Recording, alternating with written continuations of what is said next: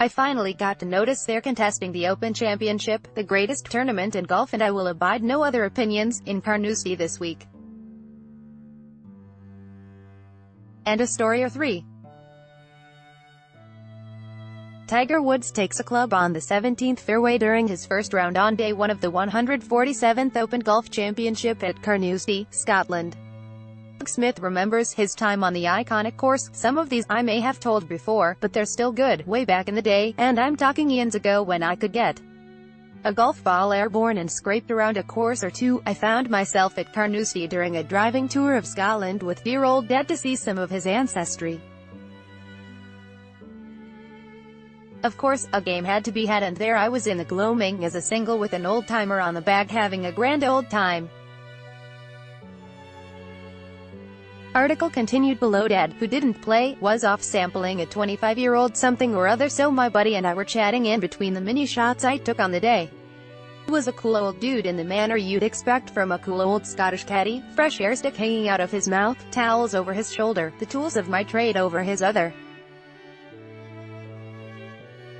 I honestly don't know what I shot, but I believe the course record was safe.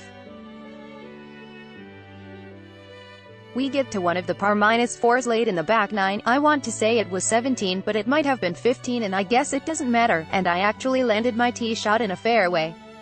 Go figure. Anyway, I'm standing there, it seems a rather formidable but not impossible second shot, and I turn to the bloke, let's call him Angus because that sounds about right, and say, can I get there with a 4-iron? He takes a drag, looks at the bag, the shot, then me, and says.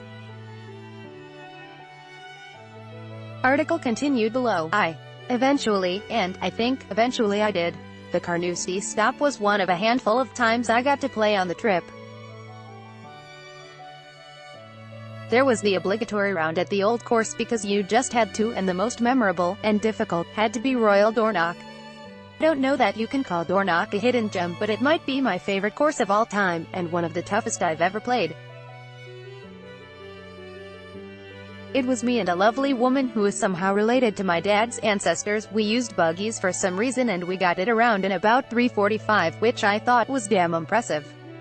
We finish, we might have been having a post-game pint, and I asked how we did time-wise. Well, we were about 45 minutes slow, but you're from Canada, I understand. Okay, one more because, well, because I'm on a roll and this is a nice diversion. Somehow, I get invited to play on a Sunday morning at a course somewhere in Glasgow with a distant relative of Dad's and 6 of his buddies. It's their usual weekend game. I think we started about 8 a.m. And I have no idea where the regular 8th got to, but I was flattered to join. We get through the outward 9 in good time, and then there was a traditional meeting of the two groups on the 10th tee to chat. Well, of course, out from nowhere comes a flask. My host wondered, will you have a wee dram, Douglas? How can you say no, right? He proceeds to pour me, and everyone else, about a juice glass full of drambuie, and we slug it back because that's apparently what you do. Well, I proceed to shoot double, triple, triple, double bogey consecutively because I am seeing 3 balls and can't figure which one I'm supposed to hit. Pro tip, it's the middle one, and I cannot remember what I stumbled home in. And thus endeth the great golfing adventure of long ago.